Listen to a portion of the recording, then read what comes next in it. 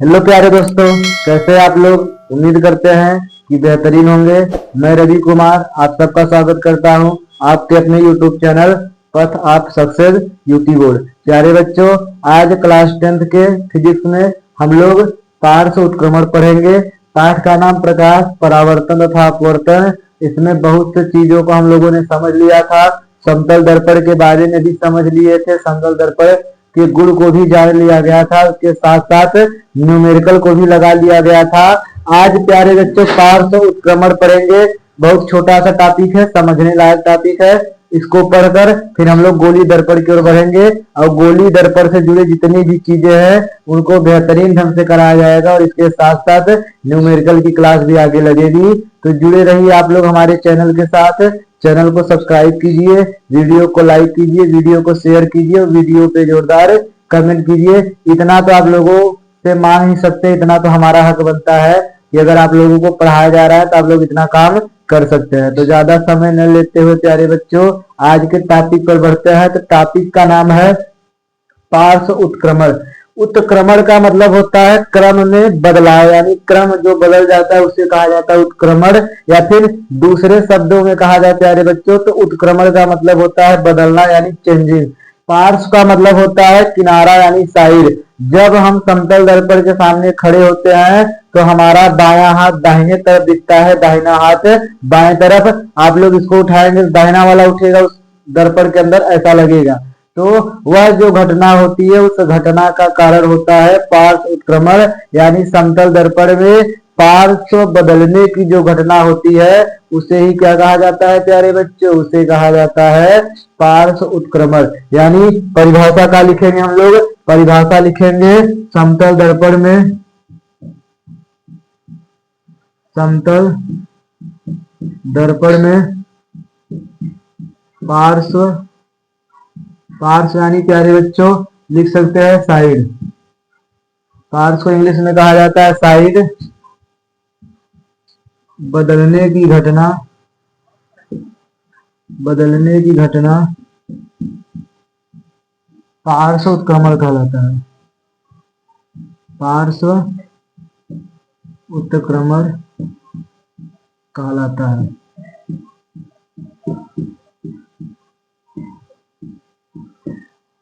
इस प्रकार प्यारे बच्चों आप लोगों को लिखना है क्या है, समतल दर्पण में पार्श्व बदलने की जो घटना होती है उस घटना को कहा जाता है पार्श्व उत्क्रमण। जैसे पॉइंट करके लिखेंगे, लिखेंगे समतल दर्पण में, समतल दर्पण के सामने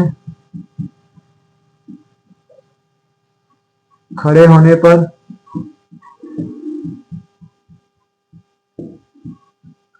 पर दायां भाग बायां बन जाता है, बायां बन जाता है तथा बायां भाग दायां बन जाता है।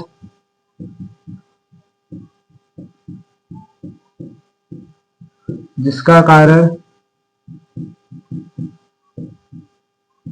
कारण प्यारे दोस्तों, जिसका कारण क्या होता है, पार्श्व उत्क्रमण होता है, पार्श्व उत्क्रमण होता है। इस तरीके से आप लोग क्या करेंगे प्यारे बच्चों, इस तरह से परिभाषा लिखा जाएगा। अब बात करते हैं पार्श्व उत्क्रमण की। कुछ जगहों पर मतलब पता नहीं चलता प्यारे बच्चों, दिखता नहीं है। जैसे अंग्रेजी वर्णमाला में कुछ शब्द ऐसे होते हैं जिनमें पार्श्व उत्क्रमण की घटना नहीं होती। क्यों नहीं होती? क्योंकि उनकी जो बनावट है, उनका जो आकृति है वह सममित आकृति की होती है। सममित का होता है, सममित मतलब, सममित का मतलब होता है कि दोनों पक्ष बराबर हो। जैसे अगर प्यारे बच्चों ए लिख दिया जाए, इसको बीच में से काटेंगे तो दाहिना भाग ये आएगा, बायां भाग ये आएगा, दाहिना भाग ये आएगा। यानी दोनों अगर एक जैसे है तो उसे कहा जाता है सममित भाग, सममित भाग। लिखेंगे नोट करके, क्या लिखेंगे प्यारे बच्चों, लिखेंगे अंग्रेजी वर्णमाला में, अंग्रेजी वर्णमाला में, अंग्रेजी वर्णमाला में कुछ अक्षरों पर पार्श्व उत्क्रमण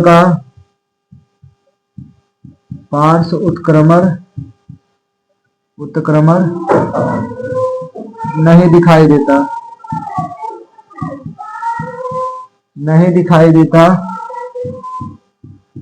है, जो निम्न है। कौन कौन से प्यारे बच्चों? एक तो हो गया ए को चाहे दर्पण के सामने चाहे जैसे लिखेंगे, ए हमारा ऐसा ही लिखेगा। बी को उल्टेंगे, बी पलट जाएगा। जैसे प्यारे बच्चों बी इस प्रकार है, अगर दर्पण यहाँ पर लगा दिया जाए इसके अंदर भी इस प्रकार बनेगा, तो यह इसकी आकृति बदल देगी। इसे कहेंगे पार्श्व उत्क्रमण घटना हो रहा है। लेकिन जब ए को हम लोग दर्पण के सामने रखेंगे तो ए इस तरफ भी यही रहेगा, यानी इसका मतलब इससे पार्श्व उत्क्रमण की घटना नहीं हो रही है। यही समझाने का तरीका है, यही समझाया जा रहा है सबसे। सी को अगर रखेंगे तो इस तरफ ऐसे हो जाएगा, इस पे भी पार्श्व उत्क्रमण की घटना होती है। हमें वह अक्षर लिखना है जिसमें पार्श्व उत्क्रमण की घटना ना हो। तो ए होता है प्यारे बच्चों, बी नहीं होता, सी नहीं होता, डी नहीं होता, ई नहीं होता, एफ नहीं होता, जी नहीं होता। एच को लिखेंगे तो एच दोनों तरफ ऐसे ही होता है, तो एच हो गया प्यारे बच्चों, आई हो गया हमारा। जे नहीं होगा क्योंकि जे इस प्रकार होता है, उधर रखेंगे तो इस प्रकार हो जाएगा, यानी पार्श्व उत्क्रमण घटना होती है। के पे भी होती है, एल पे भी होती है, एम पे नहीं होता तो एम को लिखेंगे। एन पे होता है, ओ पे नहीं होता प्यारे बच्चों तो ओ लिखेंगे।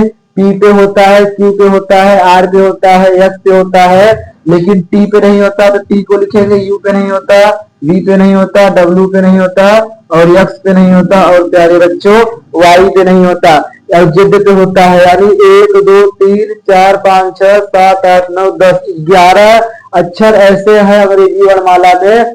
26 अक्षरों में से 11 अक्षर ऐसे होते हैं जिनमें पार्श्व उत्क्रमण की घटना नहीं होती। आगे लिखेंगे इसका कारण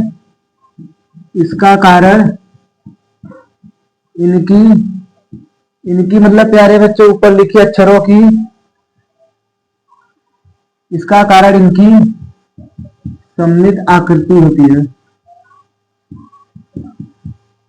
सममित आकृति होती है, यानी सममित आकृति होने के कारण ही प्यारे दोस्तों इन पर पार्श्व उत्क्रमण की घटना नहीं पता चलता। तो उम्मीद करते हैं पार्श्व उत्क्रमण बेहतरीन ढंग से आप लोगों को समझ में आया होगा। पेपर में पूछ सकता है कि बताइए निम्न में वह कौन सा अक्षर है जिसमें पार्श्व उत्क्रमण की घटना नहीं होती, और आप लोगों को दे देगा, बी दे देगा, सी दे देगा, डी दे देगा और ए दे देगा। तो आप लोग किसको आंसर करेंगे प्यारे बच्चों? ए को करेंगे। तो उम्मीद करते हैं आप लोगों को समझ में आ रहा होगा। एक बेहतरीन तरीके से पार्श्व उत्क्रमण को अभी तक समझाया गया है। इसको प्यारे बच्चों आप लोग नोट करेंगे। फिर हम लोग दर्पण की ओर बढ़ेंगे कि दर्पण क्या होता है। दर्पण तो पढ़ा दिया गया है प्यारे बच्चों, दर्पण में समतल दर्पण पढ़ा चुके थे। अब जो है मतलब हम लोग पढ़ेंगे वह होगा गोली दर्पण। एक बेहतरीन कंसेप्ट, बेहतरीन थ्योरी और उसके साथ साथ बेहतरीन नंबर देकर जाने वाला कह सकते हैं प्रश्न है, और उसी से बना हुआ हमारा अवतल और उत्तल दर्पण होता है। फिर उसके बाद प्यारे दोस्तों हम लोग उसमें क्या पढ़ेंगे, हम लोग दर्पण के द्वारा बने प्रतिबिंब कितने प्रकार के होते हैं एकदम बेहतरीन ढंग से समझाने की गारंटी है। तो आप लोग इसको उतार लीजिए। फिर हम लोग प्यारे बच्चों गोली दर्पण की ओर बढ़ते हैं।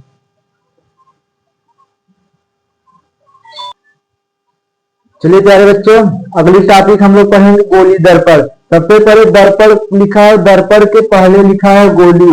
गोली का मतलब होता है प्यारे बच्चों गोला। गोले में अगर हम लोग पेंट कर देंगे एक तरफ और दूसरा तरफ अगर परावर्तक पृष्ठ बन जाएगा तो वह निकाय क्या कहलाएगा? वह निकाय कहलाएगा प्यारे बच्चों गोली दर्पण। तो उसी प्रकार परिभाषा लिखेंगे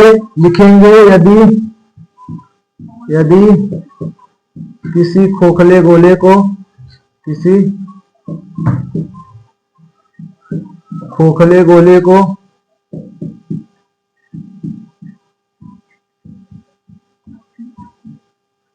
को बीच में से काट कर या फिर काट करते हैं बच्चों, किसी खोखले गोले को काटकर एक तरफ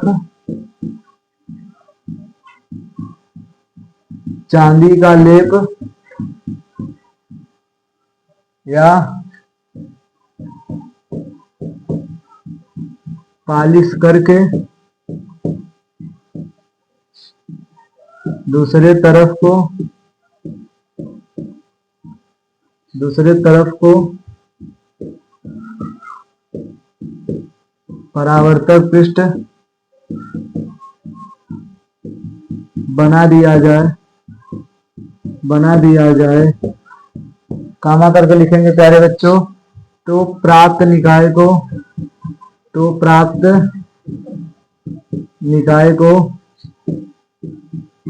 गोली दर्पण कहते हैं। तो प्राप्त निकाय को गोलीय दर्पण कहते हैं। प्यारे बच्चों, यह है हमारा गोली दर्पण। क्या लिखा गया है? लिखा है यदि किसी खोखले गोले को काटकर एक तरफ चांदी का लेप या फिर पालिश करके, लाल ऑक्साइड का पालिश करके दूसरे तरफ को परावर्तक पृष्ठ बना दिया जाए तो जो निकाय हमें मिलता है उस निकाय को क्या कहेंगे प्यारे बच्चों? उस निकाय को कहेंगे गोलीय दर्पण। अथवा करके एक परिभाषा वो लिख सकते हैं आसान वाला, और वह क्या होता है आप लोग ध्यान से देखेंगे। लिखेंगे ऐसा दर्पण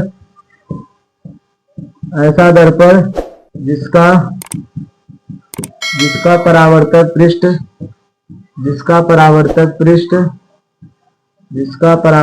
पृष्ठ गोलीय हो, कामा करके लिखेंगे गोलीय दर्पण कहलाता है। क्या कहलाता है मेरे प्यारे बच्चों? गोलीय दर्पण कहलाता है। उम्मीद करते हैं कि आप लोगों को समझ में आ रहा होगा कि गोली दर्पण क्या होता है। परिभाषा से चित्र बनाते हैं तो मान के चलिए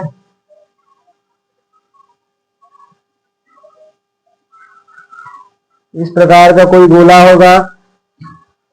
इस प्रकार का क्या होगा प्यारे दोस्तों? इस प्रकार का होगा कोई गोला, और इस गोले को अब बीच में से काट दिया जाए। क्या कर दिया जाए? बीच में से यहाँ पे ऐसे काट दिया जाए। देखिए रहे कट गया गोला। कटने पर अब दो चीज मिला, एक इस तरफ वाला भाग, एक इस तरफ वाला भाग। अगर इसमें अंदर से पॉलिश कर दिया जाए यानी अंदर से पेंट कर दिया जाए प्यारे बच्चों,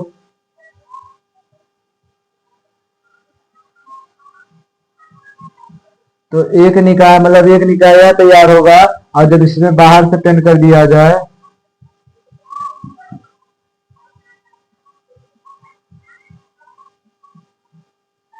तो एक निकाय यह तैयार होगा। यानी प्यारे बच्चों जब अंदर पॉलिश किया जाए तब एक निकाय होता है, और एक निकाय जब बाहर पॉलिश किया जाए तब होता है। अगर बाहर पॉलिश किया गया है तो इसे कहेंगे अवतल दर्पण। क्या कहेंगे प्यारे बच्चों? अवतल दर्पण। और जब अंदर पॉलिश किया गया हो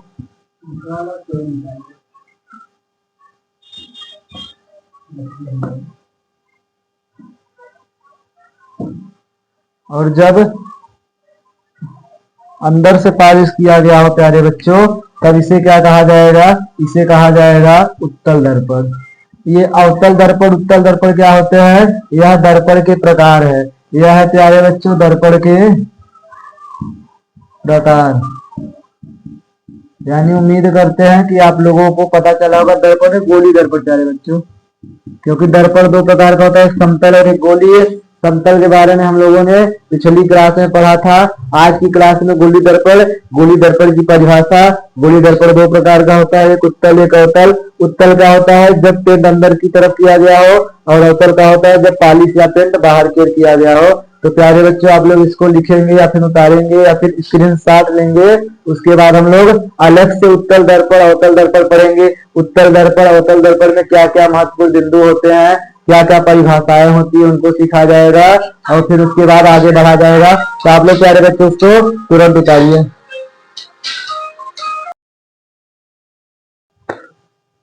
चलिए प्यारे बच्चों आगे हम लोग गोली दर्पण के प्रकार पढ़ेंगे। आप लोगों को बता दिया गया कि गोली दर्पण दो प्रकार का होता है, एक हमारा अवतल दर्पण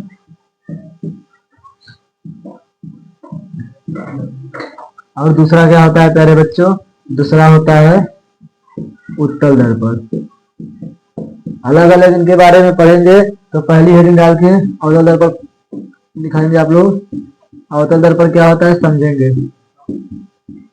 अवतल दर्पण कह रहा है अवतल, यानी तल अगर उभरा हुआ है तो अवतल दर्पण, तल अगर दबा हुआ है तो उत्तल दर्पण। यानी प्यारे दोस्तों आप लोगों को यह बताया जा रहा है कि जब तल हमारा अव यानी अंदर की ओर हो, यानी परावर्तक पृष्ठ दबे हुए भाग से होता है, तो उसे हम लोग क्या कहेंगे अवतल दर्पण। और जब परावर्तक पृष्ठ ऊपर वाले भाग से यानी उभरे हुए भाग से होता है तो उसे कहेंगे उत्तल दर्पण। तो प्यारे दोस्तों क्या लिखेंगे, लिखेंगे वह गोली दर्पण, वह गोली दर्पण, वह गोली दर्पण जिसका जिसका परावर्तक पृष्ठ, परावर्तक पृष्ठ अंदर की ओर, अंदर की ओर, अंदर की ओर दबा रहता है, अंदर की ओर दबा रहता है, अर्थात अर्थात अर्थात जिसमें परावर्तन, या फिर प्यारे बच्चे इसको नहीं लिखेंगे, लिखेंगे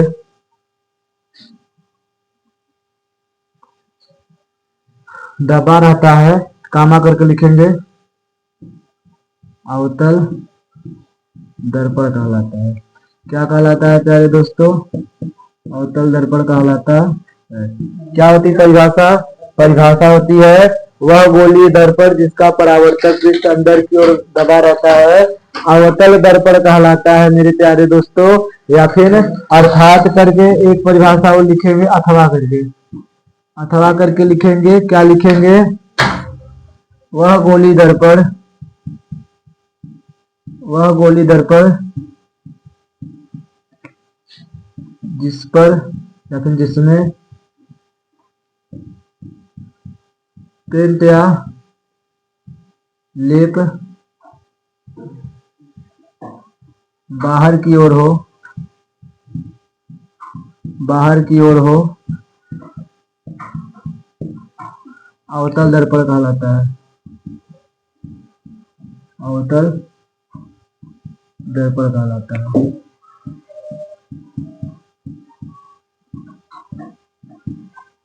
दो प्रकार से आप लोगों को अवतल दर्पण के बारे में पढ़ाया गया।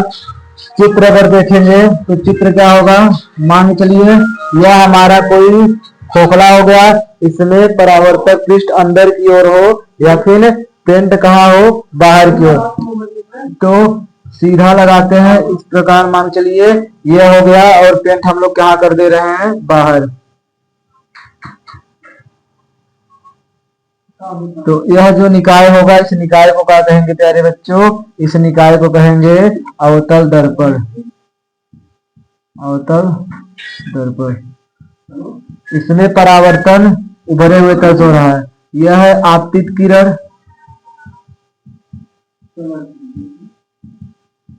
और यह है प्यारे दोस्तों परावर्तित किरण। यह क्या है, परावर्तित किरण और यह है कलई किया गया भाग या तल। और यह है प्यारे बच्चे इसको क्या लिखेंगे, इसको लिखेंगे परावर्तक तल या परावर्तक पृष्ठ, परावर्तक पृष्ठ। तो इस प्रकार प्यारे बच्चों अवतल दर्पण का चित्र होता है। अगर इस चित्र को इस प्रकार बनाया जाए तो क्या गलत है, गलत नहीं है प्यारे बच्चों, इस प्रकार भी बना सकते हैं। लेकिन बात यह समझना है, लिखा है वह गोली दर्पण जिसका परावर्तक पृष्ठ अंदर की ओर हो, परावर्तक पृष्ठ अंदर रहेगा तो कलई हमें कहाँ करना पड़ेगा, कलई हमें बाहर करना पड़ेगा। और फिर जो किरण है, किरण को इस तरह से गिराया जाएगा जो कि फिजिक्स की भाषा में थोड़ा अटपटा लगता है। क्यों, क्योंकि किरण हमेशा बाएं तरफ से आएगी। अभी आगे आप लोगों को पढ़ाया जाएगा तो इस बात का आप लोग ध्यान देंगे कि किरण हमेशा बाईं तरफ से होती है, इसलिए पेंट बाहर की ओर किया जाएगा। यह तो सही है। ये भी सही होता अगर फिजिक्स अटपटा सा न लगता था। फिजिक्स में यह नियम दे दिया, इस पाठ में यह नियम दिया गया है कि किरण हमेशा बाएं तरफ से गिरेगी। आगे अभी आप लोगों को पढ़ाया जाएगा, तो इस बात का आप लोग ध्यान देंगे। तो चलिए बच्चों, यह है अवतल दर्पण। अवतल दर्पण आप लोग उतारिए, फिर अवतल दर्पण के बाद हम लोग उत्तल दर्पण पढ़ते हैं। उत्तल दर्पण के बाद इनके प्रमुख भाग को पढ़ेंगे, यानी इनके प्रमुख बिंदु क्या क्या इनमें बिंदु जैसे यहाँ पर होता है आप लोगों का ध्रुव, यह वक्रता केंद्र, वक्रता त्रिज्या, फोकस, फोकस दूरी, इन सब के बारे में बेहतरीन ढंग से समझा जाएगा। तब तक के लिए आप लोग इसको उतारिए, फिर उत्तल दर्पण की ओर हम लोग बढ़ते हैं।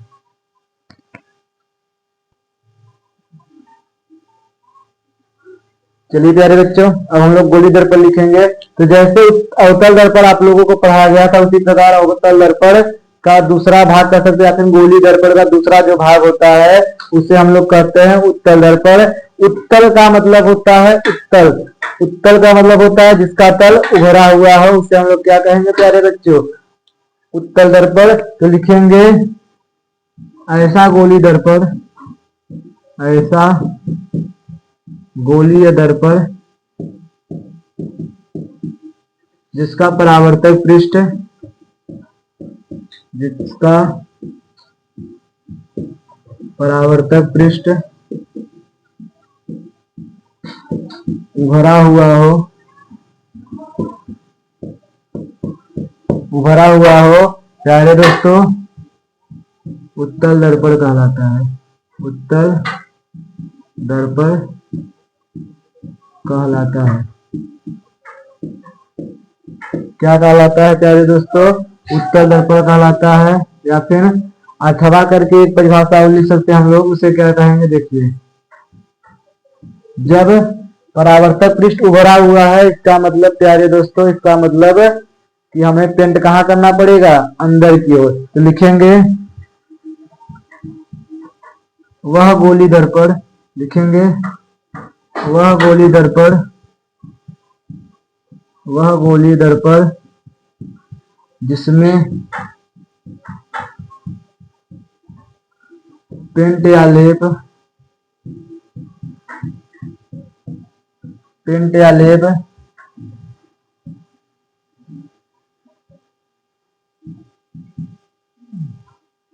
अंदर की ओर हो, अंदर की ओर किया गया हो, किया गया हो, कामा करके लिखेंगे उत्तल कहलाता है। उत्तल दर्पण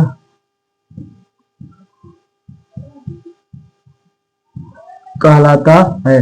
प्यारे दोस्तों, दोनों परिभाषाओं को आप लोग याद करेंगे, जो आपको अच्छा लगेगा उसको आप लोग अप्लाई करेंगे अपने पेपर में, अपने टेस्ट में। क्या लिखा है कि ऐसा गोली दर्पण जिसका परावर्तक पृष्ठ उभरा हुआ हो, उत्तल दर्पण कहलाता है। परावर्तक पृष्ठ उभरा हुआ का मतलब यह है प्यारे बच्चों कि परावर्तन कहाँ हो? बाहर वाले भाग से हो, उसे हम लोग कहेंगे उत्तल दर्पण। अथवा करके क्या लिखेंगे? वह गोली दर्पण जिसमें पेंट या लेप अंदर की ओर हो, यानी अगर पेंट या पॉलिश अंदर किया गया हो तब भी जो दर्पण बनकर तैयार होता है उस दर्पण को क्या कहते हैं? उस दर्पण को कहते हैं प्यारे दोस्तों उत्तल दर्पण। इसका चित्र क्या होगा?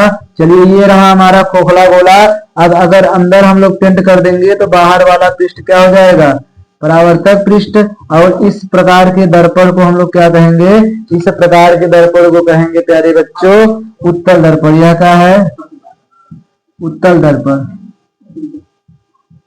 ये है आपतित किरण जो बाएं तरफ से आ रही है, और यह है हमारा परावर्तित किरण, यानी इसे कहेंगे प्यारे दोस्तों आपतित किरण, और इसे क्या कहेंगे? परावर्तित किरण। परावर्तित किरण। इस वाले को क्या कहेंगे प्यारे बच्चों? इस पृष्ठ को कहेंगे परावर्तक पृष्ठ। परावर्तक पृष्ठ। और इस पृष्ठ को क्या कहेंगे? इस पृष्ठ को कहेंगे कलई या पेंट किया गया पृष्ठ। पेंट किया गया पृष्ठ। प्रिंट किया गया पृष्ठ। प्यारे बच्चों, बेहतरीन ढंग से आप लोगों को उत्तल दर्पण भी समझा दिया गया। आप लोगों से उम्मीद करते हैं कि आप लोग इसको उतारेंगे और फिर इसके बाद हम लोग पढ़ेंगे इससे महत्वपूर्ण परिभाषा, जैसे कि इस दर्पण का ध्रुव क्या होता है, इस दर्पण की फोकस क्या होती है, इस दर्पण की फोकस दूरी क्या होती है, दर्पण की वक्रता त्रिज्या क्या होती है, दर्पण की वक्रता केंद्र क्या होती है, मुख्य अक्ष क्या होता है, द्वारक क्या होता है। इन सब के बारे में आगे कुछ समय में बात किया जाएगा। तब तक आप इसको उतारिए, फिर हम लोग आगे की ओर बढ़ते हैं।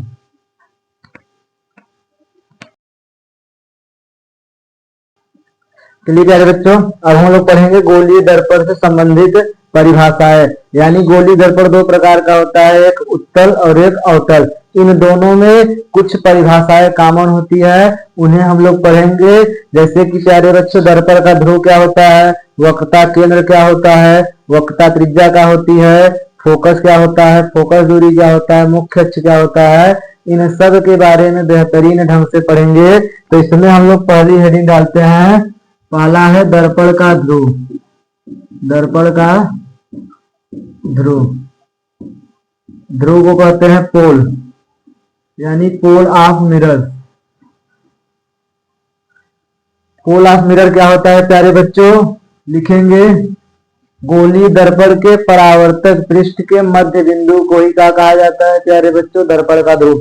जैसे ये मान चलिए हमारा गोलीय दर्पण हो गया है, तो नहीं फिर भी मान लीजिए इसका जो परावर्तक पृष्ठ होगा, इसके मध्य बिंदु को हम लोग क्या कहेंगे, इसके मध्य बिंदु को कहेंगे दर्पण का ध्रुव। तो लिखेंगे गोलीय दर्पण के, गोलीय दर्पण के परावर्तक पृष्ठ के, परावर्तक पृष्ठ के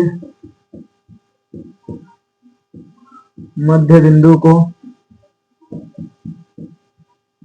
मध्य बिंदु को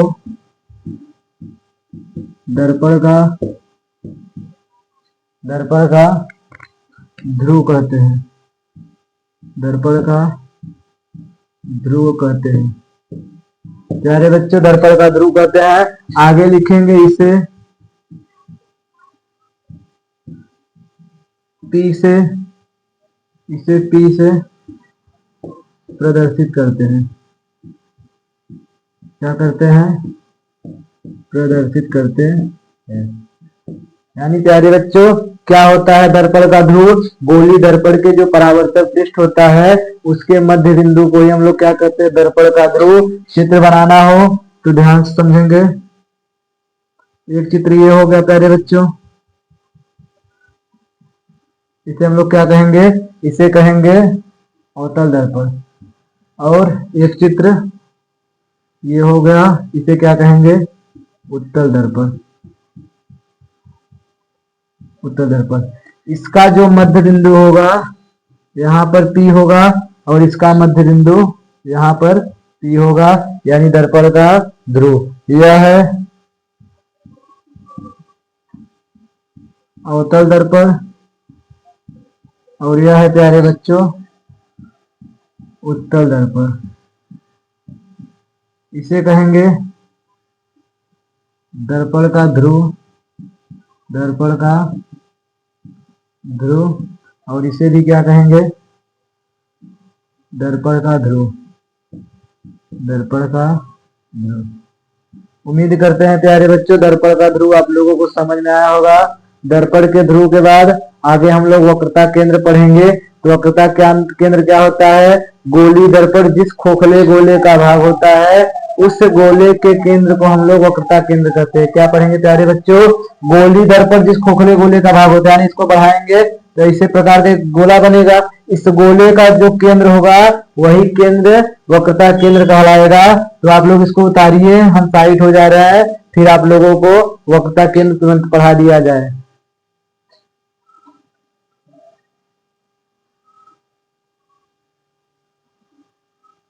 चलिए प्यारे बच्चों, दूसरी हेडिंग इसी का वक्रता केंद्र हम लोग डाल के लिखेंगे। दूसरा क्या होगा प्यारे बच्चों, दूसरा होगा वक्रता केंद्र। तो लिखेंगे सेकंड नंबर वक्रता केंद्र क्या होता है, इसकी परिभाषा लिखेंगे प्यारे बच्चों। गोलीय दर्पण जिस खोखले गोले का भाग होता है, जिस खोखले गोले का भाग होता है, जिस खोखले गोले का भाग होता है, उस गोले के केंद्र को, उस गोले के केंद्र को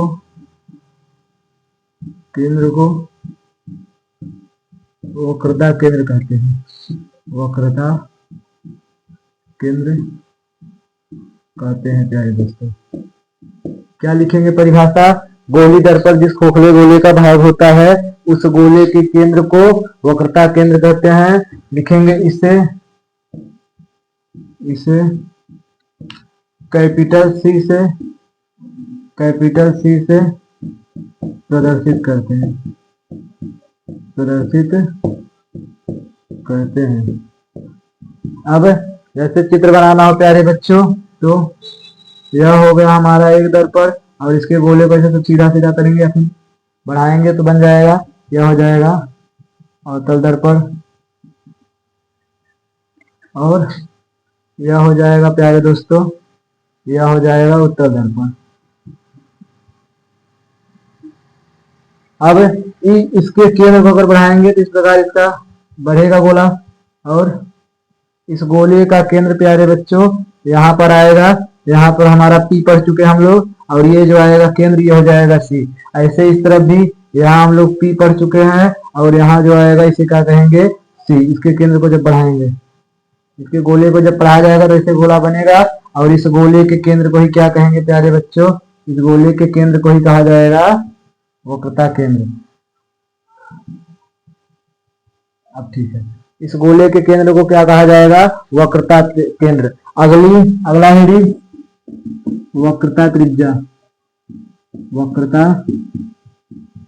त्रिज्या क्या होती है? वक्रता त्रिज्या दो परिभाषा हम बताएंगे, दोनों आप लोगों के लिए जरूरी है। पहला गोलीय दर्पण जिस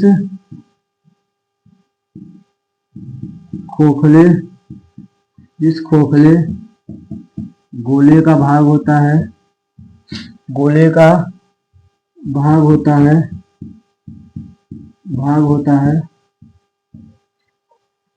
उस गोले के केंद्र को,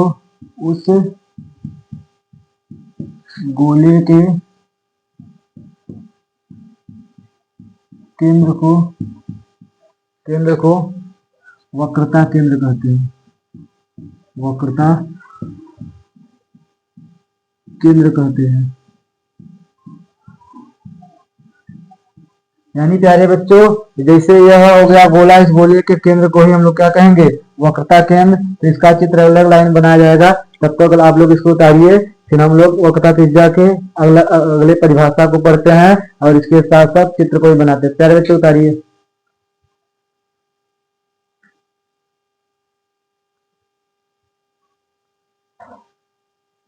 चलिए प्यारे बच्चों, उम्मीद करते हैं कि आप लोग उतार लिए होंगे। इसको हम लोग मिटाकर आगे बढ़ते हैं।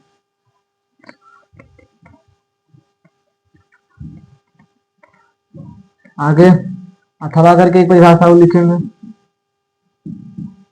अथवा करके एक परिभाषा और क्या होगा प्यारे बच्चों? वक्रता त्रिज्या का होगा वक्रता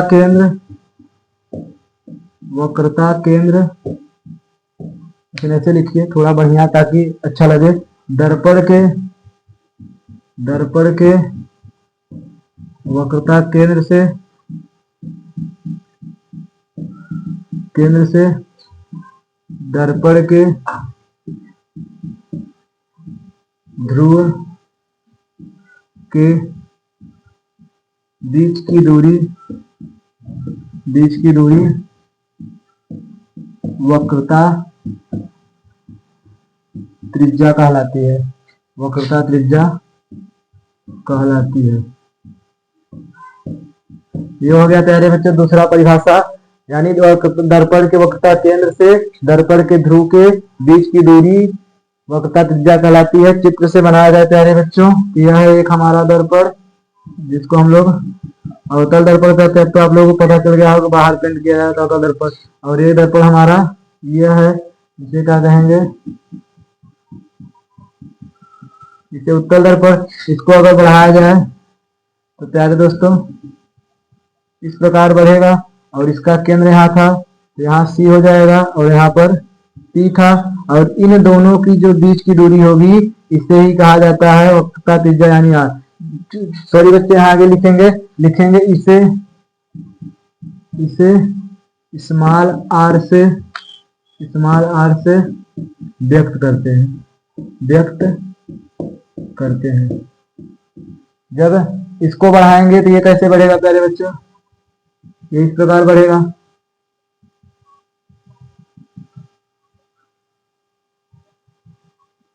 इस प्रकार यहाँ पर इसका P था और यहाँ पर इसका C है, और यहाँ से यहाँ तक की दूरी क्या हो जाएगा प्यारे दोस्तों, ये हो जाएगा R यानी वक्रता त्रिज्या। सोचने वाली बात यह है, देखने वाली बात यह है कि यह है हमारा अवतल दर्पण। यह कौन सा दर्पण है प्यारे दोस्तों, अवतल दर्पण। यह है अवतल दर्पण और यह है उत्तल दर्पण। ये तो समझाने के लिए आप लोगों को लिखा गया हो, जिस गोले का भाग होता है आप लोग बना भी सकते हैं। ये होगा उत्तल दर्पण। अब पेपर में आप लोगों से क्या पूछ सकता है उससे बात करते हैं। पेपर में आप लोगों से ये पूछेगा कि अवतल दर्पण की वक्रता केंद्र या वक्रता त्रिज्या किस तरफ होती है। तो अवतल दर्पण की वक्रता केंद्र या फिर वक्रता त्रिज्या बाएं तरफ होती है प्यारे दोस्तों, और उत्तल दर्पण की वक्रता केंद्र या वक्रता त्रिज्या दाहिने तरफ होती है। तो उम्मीद करते हैं यह बात आप लोगों को समझ में आई होगी। अब आप लोग इसको उतारेंगे, फिर हम लोग अगले परिभाषा की ओर बढ़ेंगे। तब तक आप लोग इसको प्यारे बच्चों उतारिए।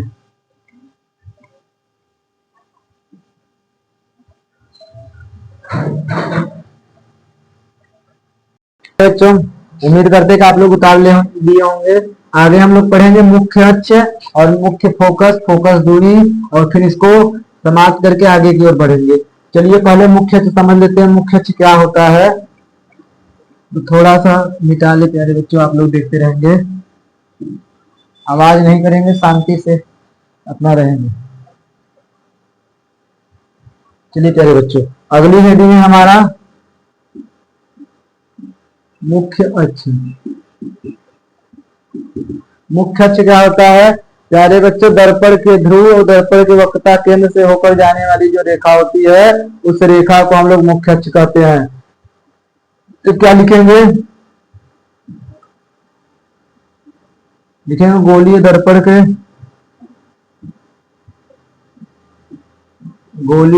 के ध्रुव तथा वक्रता केंद्र से होकर जाने वाली सरल रेखा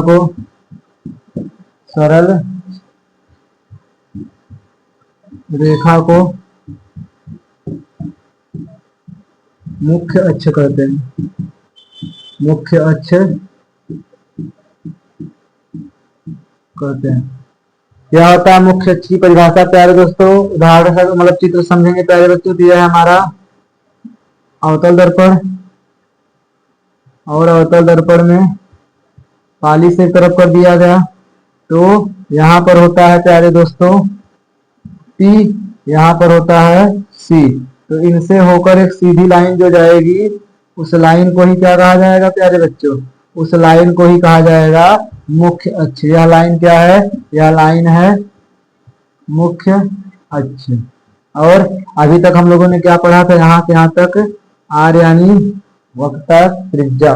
कैपिटल R भी लिख सकते हैं, स्मॉल r भी प्यारे बच्चों। यह क्या है, यह है हमारा अवतल दर्पण।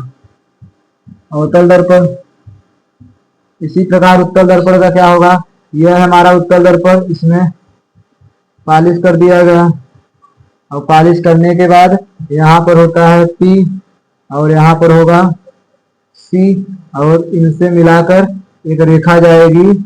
उस रेखा को ही क्या कहा जाएगा प्यारे बच्चों? उस रेखा को ही कहा जाएगा मुख्य अक्ष। यानी यह जो रेखा है, इस रेखा को कहा जाएगा मुख्य अक्ष। और यह कौन सा दर्पण है? उत्तल दर्पण। तो प्यारे बच्चों, इतना परिभाषा आप लोगों को पढ़ाया गया, लिखाया गया। अब सबसे जरूरी परिभाषा मुख्य फोकस आएगा। तो मुख्य फोकस को आप लोग बेहतरीन ढंग से देखेंगे और सिखाने का प्रयास किया जाएगा। तब तक के लिए आप लोग इसको उतारिए, फिर उसके मतलब मुख्य फोकस पर हम लोग बढ़ते हैं प्यारे दोस्तों। प्यारे बच्चों, मुख्य फोकस सबसे बेहतरीन टॉपिक, सबसे बेहतरीन टॉपिकों में से एक कह सकते हैं। इसको समझना बहुत जरूरी है। क्या होता है?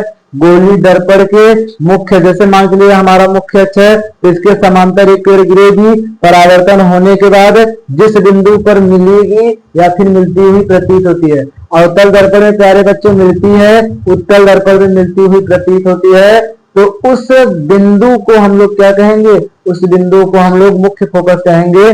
चित्र समझाएंगे तो आपके दिमाग में एकदम बेहतरीन ढंग से आ जाएगा। आप लोग ध्यान से देखिए, लिखेंगे गोली दर्पण के, गोलीय दर्पण के मुख्य अक्ष के, मुख्य अक्ष के समांतर, समांतर चलने वाली किरणें परावर्तन के बाद,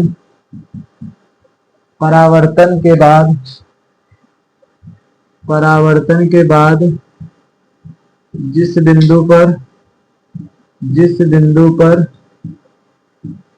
या फिर लिखे परावर्तन के बाद मुख्य अक्ष के जिस बिंदु पर, मुख्य अक्ष के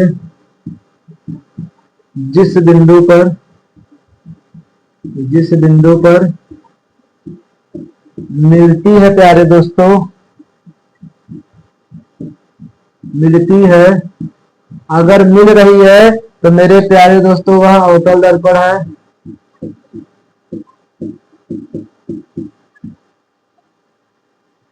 या मिलती हुई प्रतीत होती है,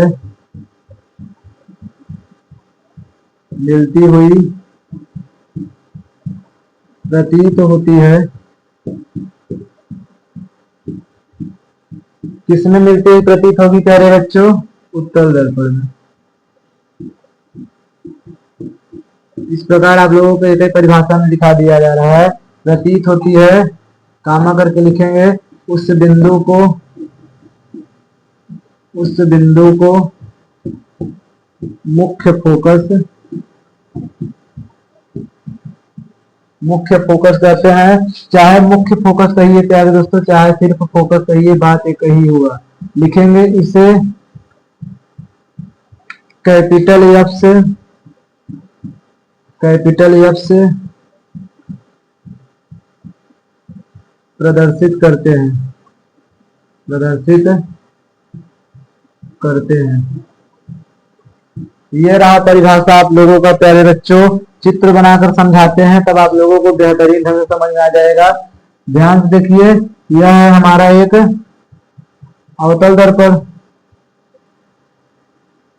और यह है हमारा एक उत्तल दर्पण।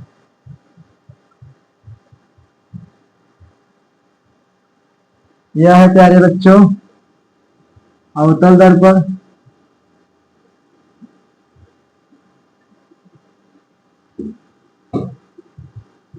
और यह क्या है प्यारे बच्चों? यह है उत्तल दर्पण। बहुत ध्यान से देखें क्या बताया जा रहा है। यहाँ पर मध्य बिंदु है जिसको क्या कहेंगे प्यारे बच्चों? इसको कहेंगे P। और यहाँ पर मान चलिए इसका क्या है? यहाँ पर इसका C है और ये क्या हो जाएगा प्यारे दोस्तों? ये हो जाएगा R और ये पूरी सीधी लाइन क्या हो जाएगी?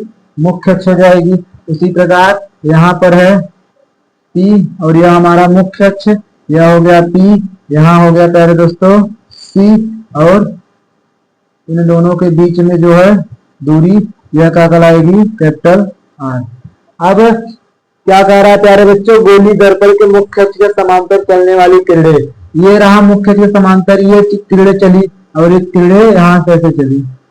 और भी चला सकते हैं प्यारे बच्चों, लेकिन सिर्फ इतना ही बताया जा रहा है कि एक किरण ये चली और एक किरण ये चली।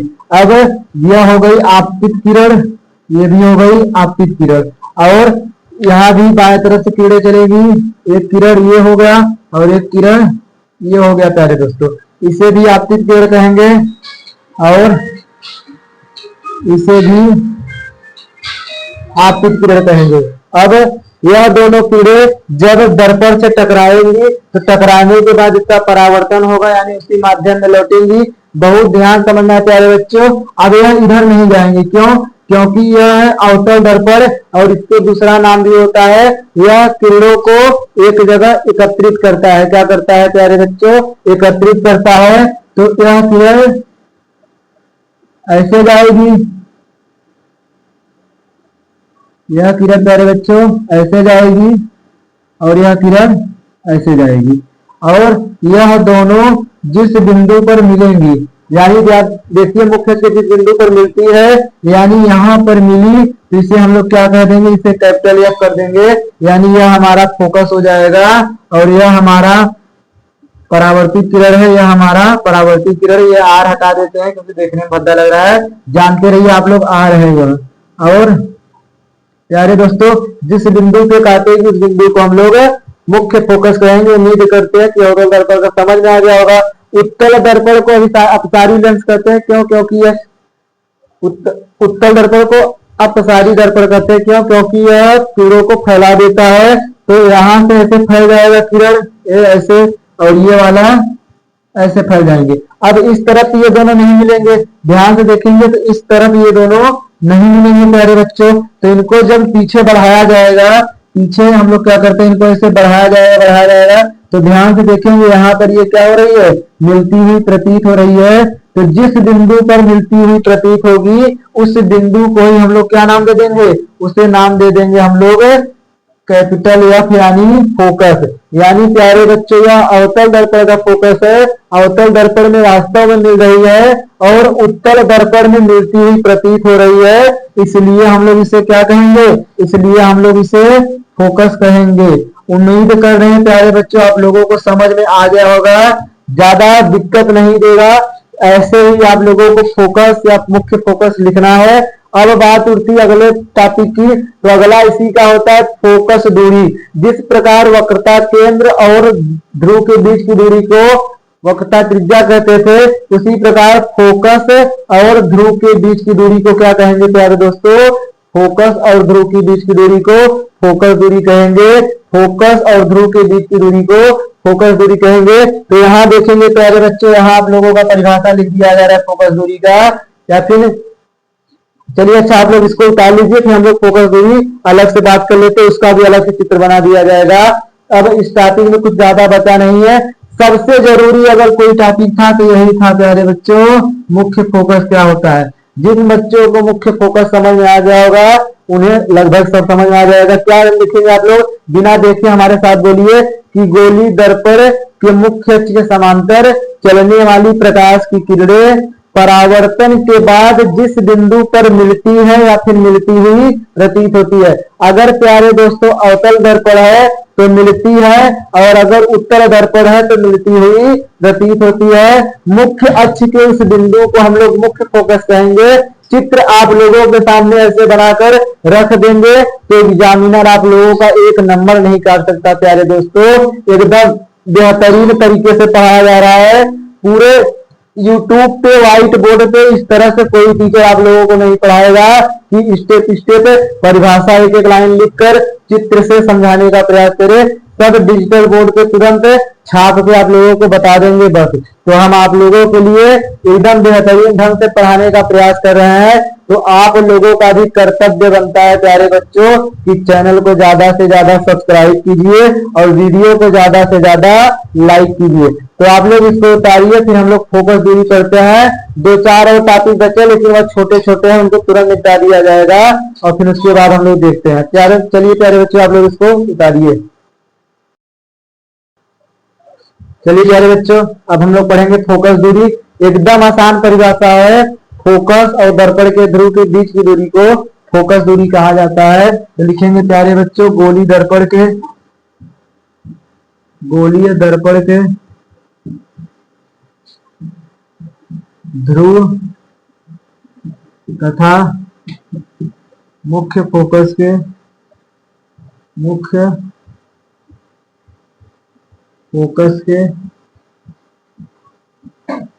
बीच की दूरी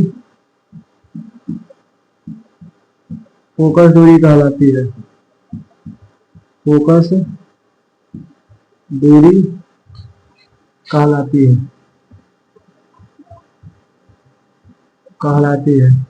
प्यारे बच्चों, लिखेंगे इसे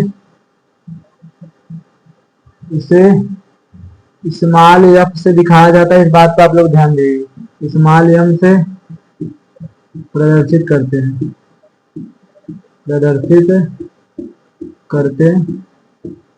प्यारे दोस्तों, चित्र से समझा जाए कि यह हमारा उत्तल दर्पण हो जाएगा और यह है प्यारे बच्चों मुख्य अक्ष पे यह है P यानी ध्रुव, यह है प्यारे बच्चों C और इसके बीच में F, और यहाँ से यहाँ तक की दूरी ही क्या कहलाएगी, स्मॉल f। उम्मीद करते हैं कि आप लोगों को यह समझ में आया होगा कि क्या होता है फोकस दूरी। यह होता है उत्तल दर्पण।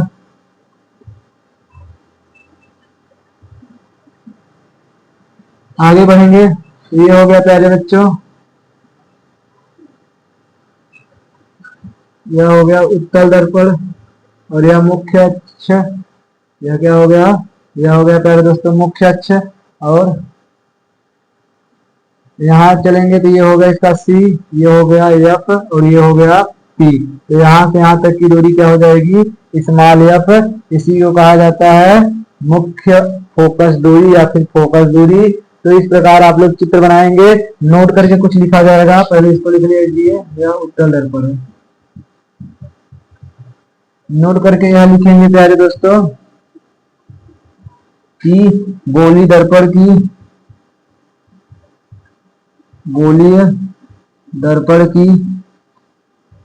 की फोकस दूरी यानी F वक्रता त्रिज्या यानी कैपिटल R की आधी होती है। कैसे होती है मेरे प्यारे दोस्तों, आधी होती है। अर्थात लिख सकते हैं हम लोग, अर्थात R बराबर 1/2F। यही होता है संबंध वक्रता त्रिज्या और इसका प्यारे बच्चों फोकस दूरी का। क्यों? क्योंकि फोकस दूरी वक्रता केंद्र और ध्रुव के बीच में होती है, इसलिए दर्पण की फोकस दूरी वक्रता त्रिज्या की आधी होती है। प्यारे दोस्तों, इस प्रकार जोड़ेंगे, इस प्रकार लिखेंगे, दर्पण की फोकस दूरी वक्रता त्रिज्या की आधी होती है। सॉरी बच्चों, थोड़ा सा दिक्कत हो गया, यहाँ ऐसे नहीं होगा।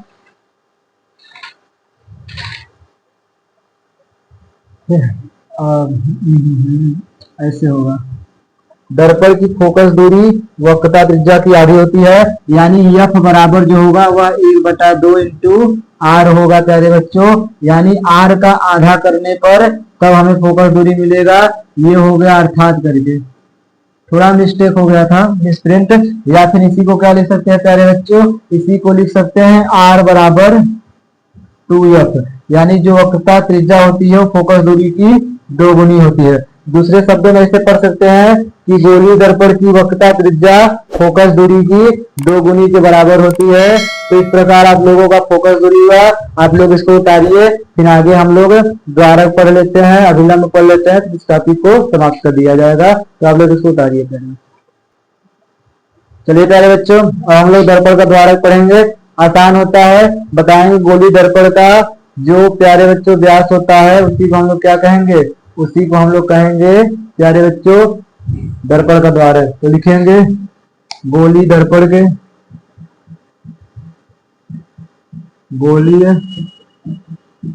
के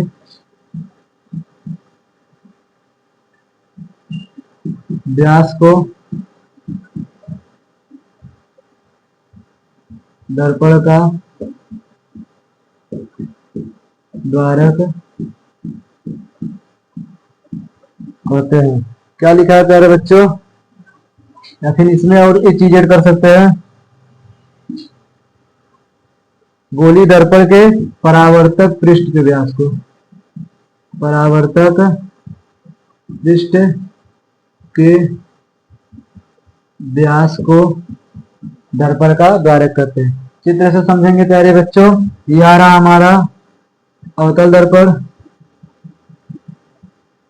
और यह है हमारा मुख्य अक्ष। यहाँ पर P है, यहाँ पर C है, तो यहीं से इसको थोड़ा बढ़ा देंगे। इसी पे जो खींचा जाएगा यही क्या कहलाएगा प्यारे बच्चों? यही कहलाएगा दर्पण का द्वारक।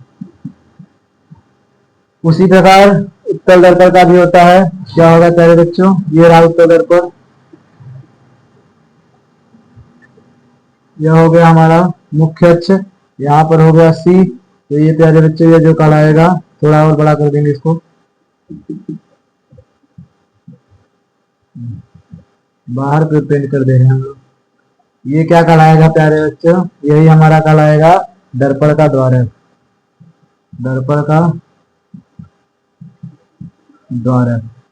प्यारे बच्चों उम्मीद करते हैं कि आप लोगों को दर्पण का द्वारक समझ में आया होगा।